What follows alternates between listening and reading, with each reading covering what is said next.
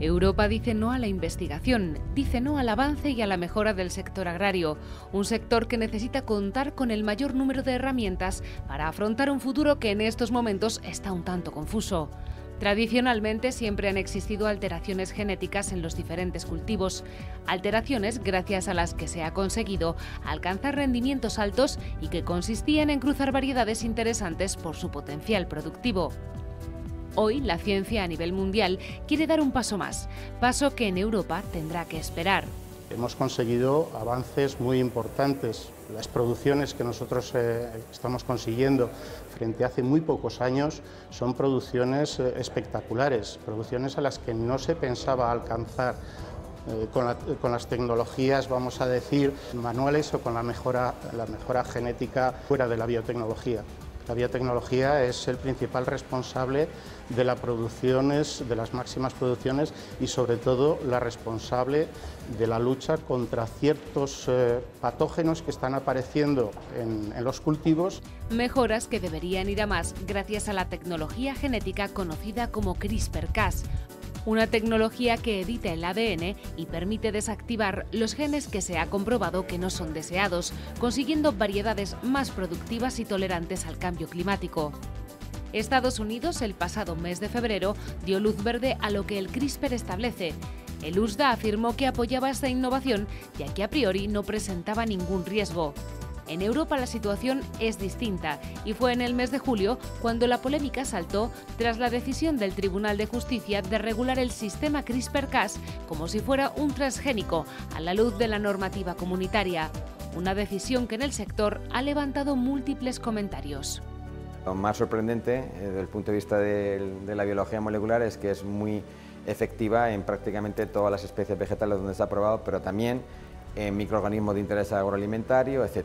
Y entonces lo que representa esta sentencia es una barrera al desarrollo de esta tecnología en Europa y por lo tanto esto puede representar un retraso tecnológico para el desarrollo de esta tecnología, que es una situación pues, que se tiene que volver a valorar. Hay que replantearse la situación y adaptarse a la transformación que el sector está experimentando en la actualidad. Esta normativa europea es una directiva de 2001 que está hecha sobre el estado de la ciencia en los años 90. En aquella época existían las técnicas convencionales de mejora a base de cruzamiento y selección, las mutaciones aleatorias que se inducían y luego empezaba entonces los transgénicos, que mediante ingeniería genética introducías genes foráneos. Las nuevas tecnologías son mucho más precisas. No necesitas introducir genes de fuera, sino que lo que tú haces es editar básicamente el genoma como si fuera un software. Y por tanto, genes que sabemos que no funcionan bien, los podemos hacer que funcionen bien. Genes, sin embargo, que son responsables de determinados problemas, los podemos silenciar. Las diferencias entre un transgénico y el modo en el que se opera en la tecnología CRISPR-Cas está muy bien delimitada. Un transgénico es aquel organismo que lleva una pieza de ADN, un segmento, un fragmento de ADN de otro organismo, con el fin de cambiarle su expresión, de cambiar su capacidad para hacer ciertas cosas. Con la técnica de CRISPR-Cas podemos conseguir lo mismo, pero sin necesidad de añadir ese fragmento externo, sino simplemente cambiando alguna parte de su propio gen.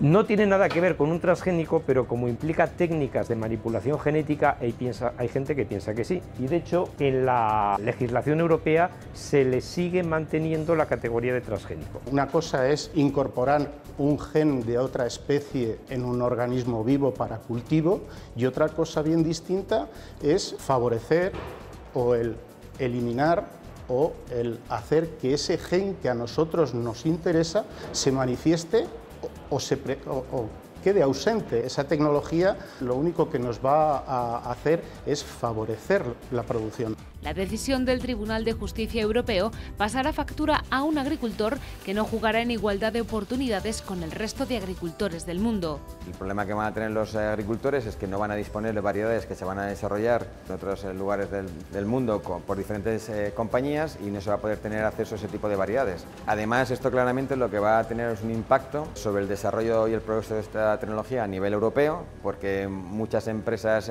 pequeñas que podrían utilizar esta tecnología para acelerar sus programas de mejora y generar nuevas variedades no la van a poder implementar, ya que a nivel europeo se va a considerar organismo modificado genéticamente y esto, el impacto que tiene inmediato es que el coste de obtener la autorización para comercializar estas nuevas variedades pues es muy alto y por lo tanto no es algo que económicamente sea asumible por determinados tipos de empresas.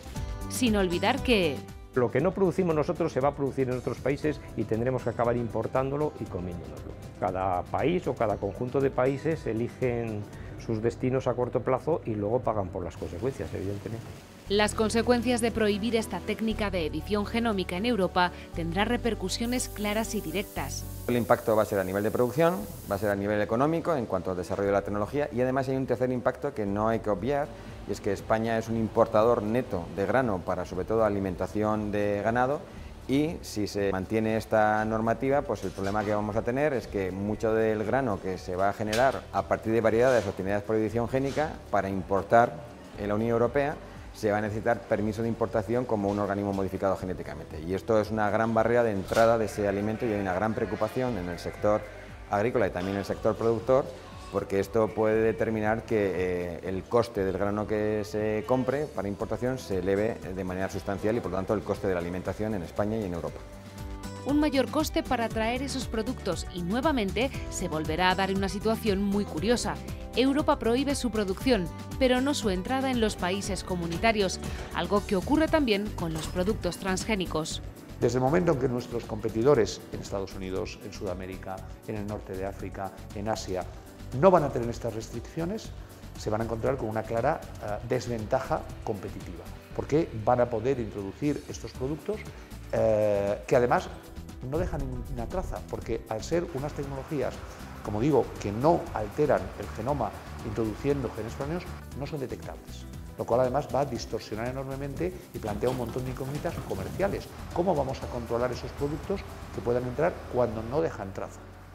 Hay que resaltar que la investigación sobre el CRISPR-Cas la comenzó el profesor de microbiología de la Universidad de Alicante, Francis Mojica. Con él la investigación dio sus primeros pasos para después pasar a ser estudiada a fondo en los Estados Unidos. Hoy, esta tecnología no solo se está aplicando a las plantas, también en el ámbito de la medicina es muy interesante. En Europa llama la atención cómo mientras para el sector agrario está descartada, en el ámbito sanitario sí está permitida. Todos los recelos y todos los problemas que vemos con los alimentos desaparecen como por ensalmo cuando hablamos de temas médicos, por ejemplo. Nadie protesta porque CRISPR-Cas se esté utilizando ya en terapias génicas, pero sí que nos molesta, o a alguna gente le molesta, que se utilice en el caso de la agricultura. 86 centros de investigación líderes en Europa en investigación en biología y agricultura han publicado conjuntamente un manifiesto en el que describen el impacto que para la agricultura europea tendrá esta decisión en el desarrollo de la tecnología y de la agricultura, y han dejado claro que su uso no supondría ningún factor de riesgo adicional. Con esta publicación y con las voces que desde el sector están llegando, queda claro cómo, una vez más, Europa pierde otro tren de la innovación y no se adapta a la revolución genética que hoy el sector agrario exige.